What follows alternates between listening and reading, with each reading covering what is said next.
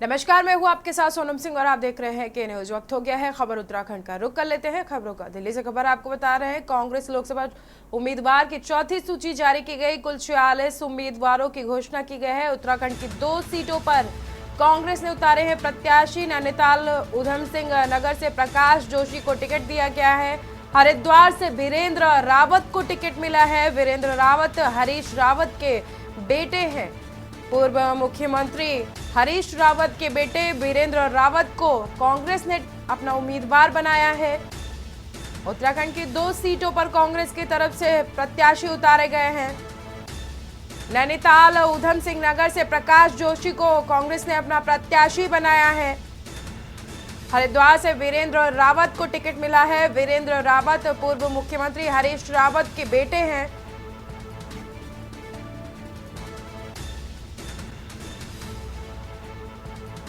कांग्रेस लोकसभा उम्मीदवारों की चौथी सूची जारी की गई। आपको बता दें कि कुल 46 उम्मीदवारों की इस सूची में नाम की घोषणा की गई है। उत्तराखंड की 2 सीटों पर भी कांग्रेस की तरफ से प्रत्याशी उतारे गए हैं, जिसमें नैनीताल उधम सिंह नगर से प्रकाश जोशी को कांग्रेस ने अपना प्रत्याशी बनाया है। उत्तराखंड की 2 सीटों पर कांग्रेस की तरफ से प्रत्याशी घोषित किए गए हैं। उधम सिंह नगर से प्रकाश जोशी प्रत्याशी बनाए गए हैं, तो वहीं वीरेंद्र सिंह रावत को हरिद्वार से कांग्रेस ने अपना प्रत्याशी बनाया है। हरीश रावत के बेटे हैं वीरेंद्र रावत।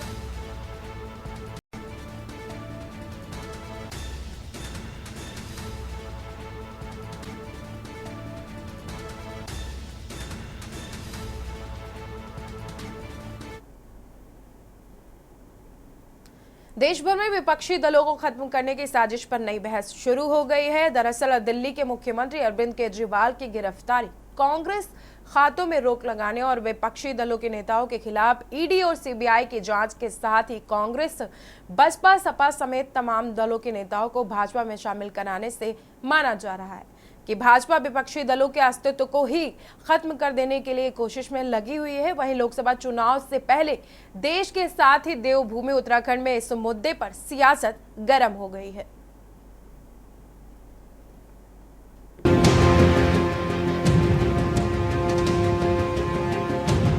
देश में लोकसभा चुनाव के ऐलान के साथ ही विपक्षी दलों की मुश्किलें लगातार बढ़ती हुई नजर आ रही हैं। दरअसल एक तरफ जहां ईडी और सीबीआई की जांच की आंच से परेशान नेताओं का बीजेपी में शामिल होने का सिलसिला जारी है, तो वहीं इसी बीच विपक्षी दलों के सामने अब कई बड़ी चुनौतियां खड़ी हो गई हैं और इसी के तहत दिल्ली के मुख्यमंत्री अरविंद केजरीवाल की गिरफ्तारी और कांग्रेस के खातों पर लगी रोक ने विपक्षी दलों की चिंता बढ़ा दी है। कांग्रेस प्रदेश अध्यक्ष करण माहारा का कहना है कि मोदी सरकार के राज में लोकतंत्र की हत्या हो रही है और लोकसभा चुनाव में बीजेपी विपक्षी दलों को परेशान कर रहा है। उन्होंने कहा कि कांग्रेस पार्टी पर 14,40,000 की अनियमितता के मामले में आयकर विभाग ने इसमें 106% की पेनल्टी 210 करोड़ रुपए लगा दी है, जबकि नियमों के अनुसार इस पर ज्यादा से ज्यादा 10,000 रुपए तक का जुर्माना लिया जा सकता था। देखिए, बीजेपी की सरकार लगातार लोकतंत्र की हत्या कर रही है। भारत की जो पहचान है एक डेमोक्रेसी के लिए और अच्छे लोकतंत्र के लिए भारत पूरे विश्व में जाना जाता है, उस पर बीजेपी ने आक्रमण किया है। ईडी, सीबीआई और इनकम टैक्स के माध्यम से विपक्षी दल के नेताओं को धमकाने तक ये थे। कल जिस तरीके से दिल्ली के मुख्यमंत्री अरविंद केजरीवाल की गिरफ्तारी हुई है, वो इसमें एक और स्टेप है। और साथ में कांग्रेस के 14,40,000 के एक मामले में, जिसमें रिटर्न भरने में केवल 30-40 दिन की देरी हुई, 10,000, 20,000, 1 लाख रुपए तक भी अगर कहीं कोई पेनल्टी लगती समझा जा सकता था, लेकिन 14,40,000 के केस में 215 करोड़ रुपए की 215 करोड़ रुपए के आसपास की जो है रिकवरी की गई है। केजरीवाल जी का जो प्रकरण है वो आप सबको पता है कि अब अदालत के तत्वाधान में आ गया है। अदालत उसको देख रही है और वो सारे साक्ष्यों पर, सारे जो भी दलीलें होंगी, पक्ष विपक्ष दोनों को सुनने के बाद निर्णय आएगा और वो कानूनी प्रक्रिया है। कानूनी प्रक्रिया के तहत ये हुआ है। इससे पहले भी उनके मंत्री है सत्येंद्र जैन और सिसोदिया जी, वो पहले से ही जेल में है। तो उसी प्रक्रिया के तहत उन पर भी कहीं न कहीं जो जांच कंपनियां हैं। वहीं एक तरफ जहां अरविंद केजरीवाल और कांग्रेस के खातों के सीज होने पर सियासत गरमाई हुई है, तो दूसरी तरफ उत्तराखंड में चुनाव से पहले लगातार विपक्षी दलों को बीजेपी एक के बाद एक झटके दे रही है। और इसी के तहत पूर्व बसपा विधायक हरिदास ने सैकड़ों समर्थकों के साथ बीजेपी का दामन थाम लिया है। लोकसभा चुनाव से पहले बीएसपी को ये बड़ा झटका माना जा रहा है और हरिदास 3 बार के विधायक भी रह चुके हैं। आपको बता दें कि इससे पहले भी बीजेपी या कांग्रेस पार्टी के भी कई नेताओं को शामिल कर चुकी है। इसी के तहत एक विधायक, 4 पूर्व विधायक, 1 पूर्व सांसद प्रत्याशी और 2 विधानसभा प्रत्याशी बीजेपी में शामिल हो गए हैं। वहीं बीजेपी प्रदेश अध्यक्ष महेंद्र भट्ट का दावा है कि ये अभी शुरुआत है, आगे कई बड़े नेताओं को बीजेपी में शामिल कराया जाना है। आज सदस्यता ग्रहण की है क्योंकि मुझे वहाँ जिस दिन से हमारे धामी जी ने जो सभी का एक अपनापन वो करा था कि भाई समान अधिकार कानून लाए थे, तो उस कानून को हमारे बाबा साहब भीमराव अम्बेडकर जी ने शुरू किया था, लेकिन वो कर नहीं पाए थे उस टाइम पे, जिस टाइम पे संविधान बनाया नहीं हो पाया था।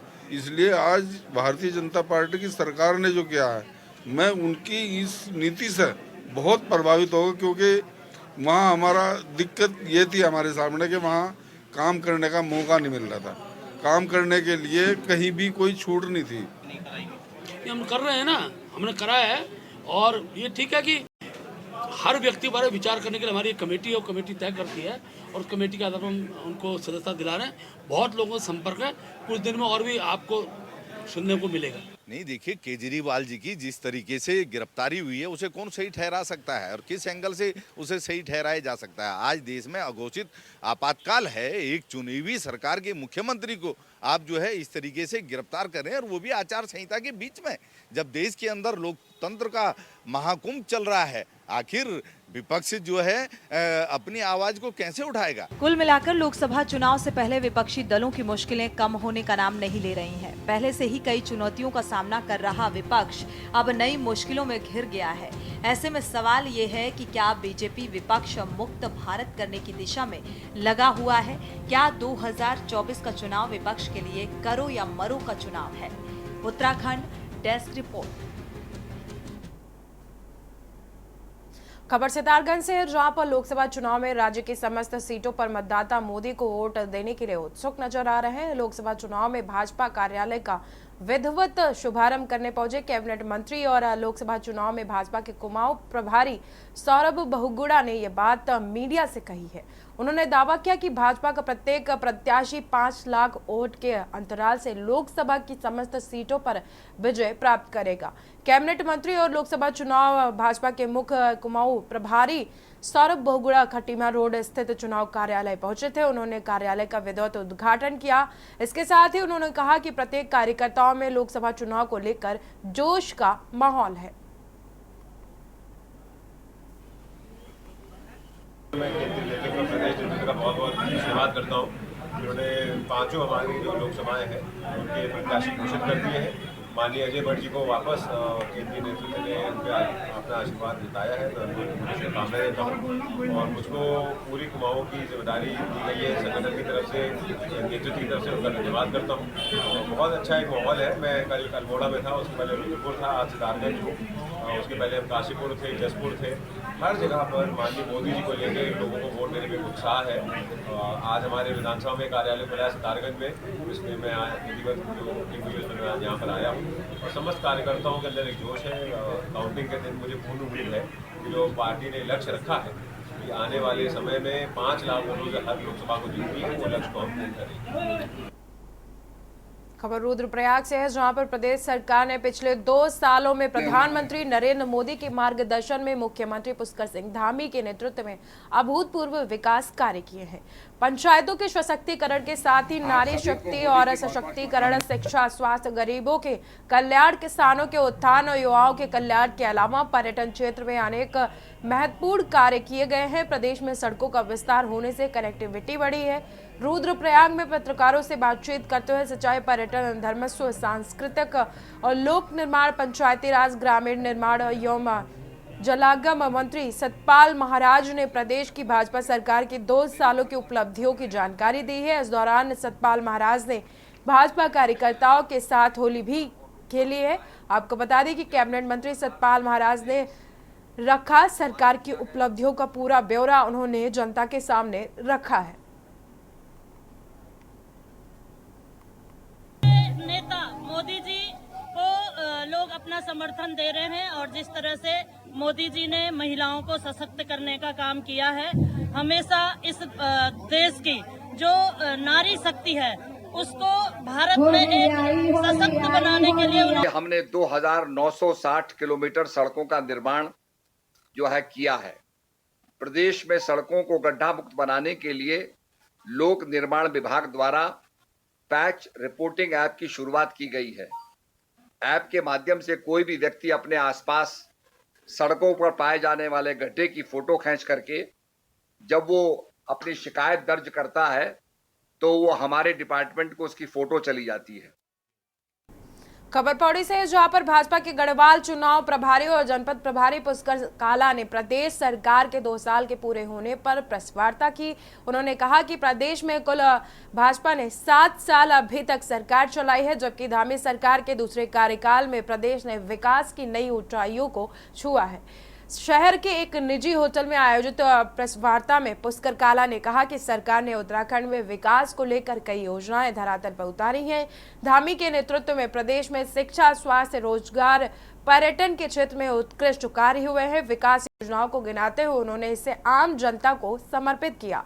इस मौके पर विधायक राजकुमार पौरी, गढ़वाल चुनाव प्रभारी विजय कप्रवड़ा और जिला अध्यक्ष सुषमा रावत, पूर्व जिला अध्यक्ष संपत रावत, निर्वर्तमान नगर पालिका अध्यक्ष यशपाल बेनाम समेत कई लोग मौजूद रहे। काम किए हम उनके दम पर यहाँ मैदान में हैं। प्रदेश की सरकार ने मुख्यमंत्री धामी जी के नेतृत्व में जो एक विकास की गंगा बहाई है, एक एक जन की चिंता करते हुए योजनाएं बनाई है, उनके माध्यम से जो रेस्पॉन्स पब्लिक से आ रहा है, माननीय मोदी जी के कामों के बारे में जो रेस्पॉन्स हमको नीचे जमीन से मिल रहा है। लाभार्थी योजना के अंतर्गत मैं इस पौड़ी लोकसभा के गढ़वाल लोकसभा के 6-7 गाँव में अलग अलग जिलों में गया हूँ। जो प्रेस आउट की गई थी, इसमें यही मुद्दे थे कि हम लोग जो है विकास के कार्यों को लेकर अपने जनता के बीच जा रहे हैं और जनता के बीच में अपने जो हमने पिछले 2 साल में काम किए हैं, उत्तराखंड सरकार ने और सभी विधायकों ने अपने अपने क्षेत्र में जो जो काम किए हैं और जो काम हमारी उत्तराखंड सरकार ने किए हैं, आदरणीय मोदी जी ने किए हैं, इन सारे विकास के कार्यों को लेकर से जहां पर राज्य सरकार के गठन के 2 साल पूरे होने पर प्रेस वार्ता का आयोजन किया गया, जिसमें प्रदेश के कैबिनेट मंत्री और माननीय रेखा आर्या ने कहा कि सरकार की तरफ से 2 साल में तकरीबन 48 योजनाओं को संचालित करने का काम किया गया है। विस्तार पूर्वक जानकारी देते हुए बताया उन्होंने कि समान नागरिक संहिता यूसीसी, खेल के माध्यम से रोजगार मेडल लाओ, नौकरी पाओ योजना, अंत्योदय परिवार को साल में 3 सिलेंडर मुफ्त होने की बात कही। उन्होंने कहा कि जिस काम की आधारशिला हमने रखी है, हम उसका लोकार्पण करने का काम भी करते हैं।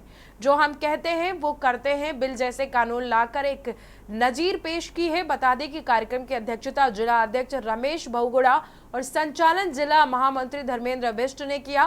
कार्यक्रम में प्रदेश कार्यकारिणी सदस्य भी मौजूद रहे। ये सरकार के 2 वर्ष बहुत ही शानदार रहे हैं, ऐतिहासिक रहे हैं। ऐतिहासिक इस बात से रहे हैं क्योंकि ऐतिहासिक निर्णय इन 2 वर्षों में हुआ है।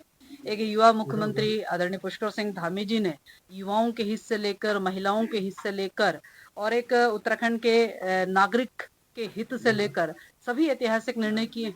यूसीसी जैसा कानून जो है वह उत्तराखंड की जनता को समर्पित किया है और देश का पहला ऐसा राज्य बना जिसने यूसीसी लागू करने का काम किया है। हम देखते हैं कि महिलाओं को सशक्त करने के दृष्टिकोण से 30% का आरक्षण दिया जा रहा है। हम देख रहे हैं कि युवाओं को स्पोर्ट्स में 4% का आरक्षण दिया जा रहा है। हम देख रहे हैं कि युवाओं को स्पोर्ट्स के लिए प्रेरित करने के लिए आउट ऑफ टर्न जॉब दिया जा रहा है। हम देख रहे हैं कि लगातार जिस प्रकार से राज्य आंदोलनकारियों की भावनाओं के अनुसार राज्य सरकार को काम करना चाहिए उस और आगे बढ़ रहा है। राज्य आंदोलनकारियों को 10% का आरक्षण दिया जा रहा है और उनके आश्रितों को भी यह दिया जा रहा है। तो ये अपने आप में मैं समझती हूँ कि एक ऐतिहासिक निर्णय का पूरा दौर रहा है। खबर देहरादून से, जहां पर उत्तराखंड की 3 लोकसभा सीटों पर कांग्रेस की तरफ से प्रत्याशियों का अब घोषणा कर दी गई है। आपको बता दें कि नामांकन की तारीखों का भी अब ऐलान कर दिया गया है, जिसके तहत पौड़ी लोकसभा सीट से प्रत्याशी गणेश गोदयाल और अल्मोड़ा सीट से कांग्रेस प्रत्याशी प्रदीप टामटा और 27 मार्च को नामांकन करेंगे, जबकि टिहरी सीट से प्रत्याशी जोत सिंह गुंसोला 26 मार्च को अपना नामांकन दाखिल करेंगे। कांग्रेस प्रदेश प्रवक्ता शीशपाल बिष्ट ने बताया कि पार्टी जल्द ही शेष 2 प्रत्याशियों का ऐलान भी कर सकती है।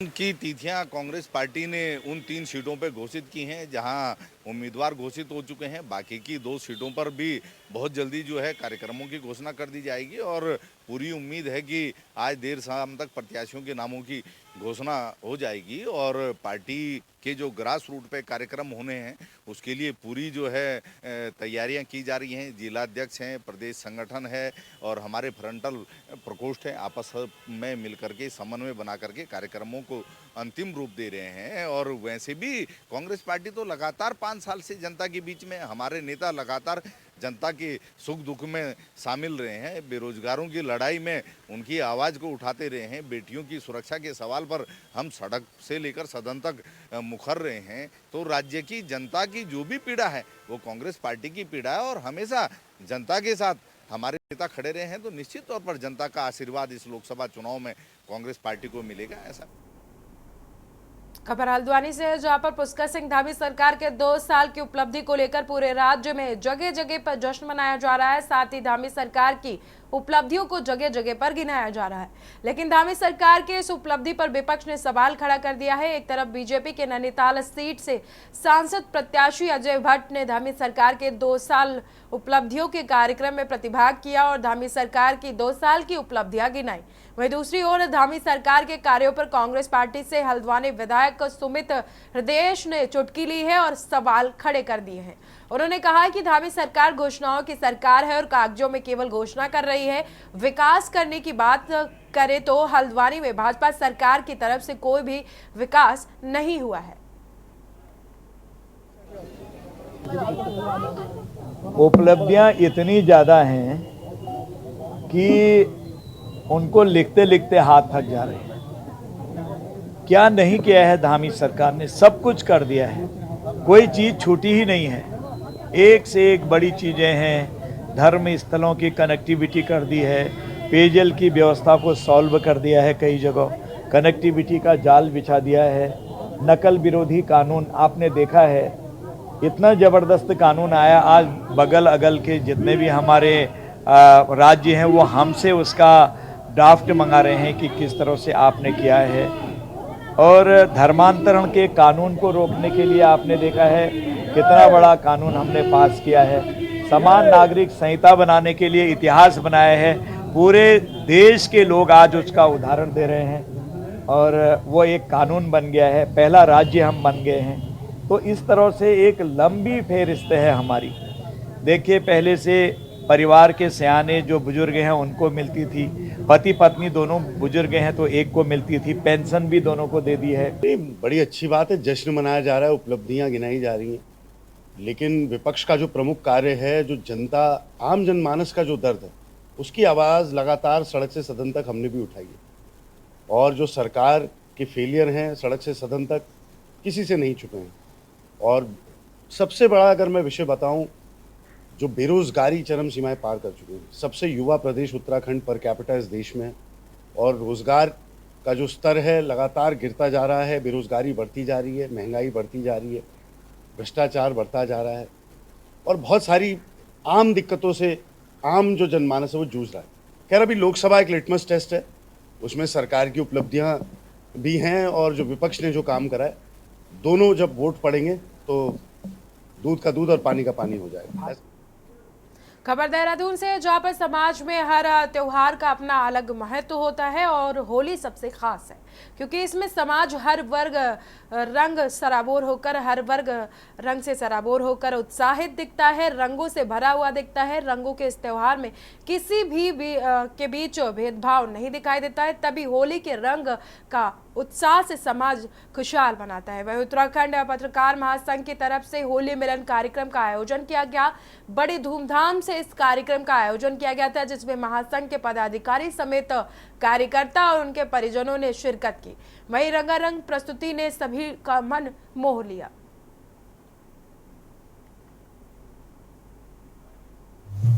उत्तराखंड पत्रकार महासंघ उत्तराखंड का सबसे बड़ा संगठन है पत्रकारों का, ट्रेड यूनियन एक्ट के अंतर्गत, और हर वर्ष होली मिलन का कार्यक्रम अलग अलग स्थानों पर हम लोग मनाते हैं। इसके अलावा गढ़वाल, कुमाऊं, कई जगह संगठन के द्वारा कार्यक्रम किए जाते हैं। यहाँ की देहरादून इकाई के द्वारा भी होली मिलन कार्यक्रम का आयोजन हर वर्ष किया जाता है। इसी कड़ी में आज यहाँ पर ये होली मिलन का कार्यक्रम किया जा रहा है।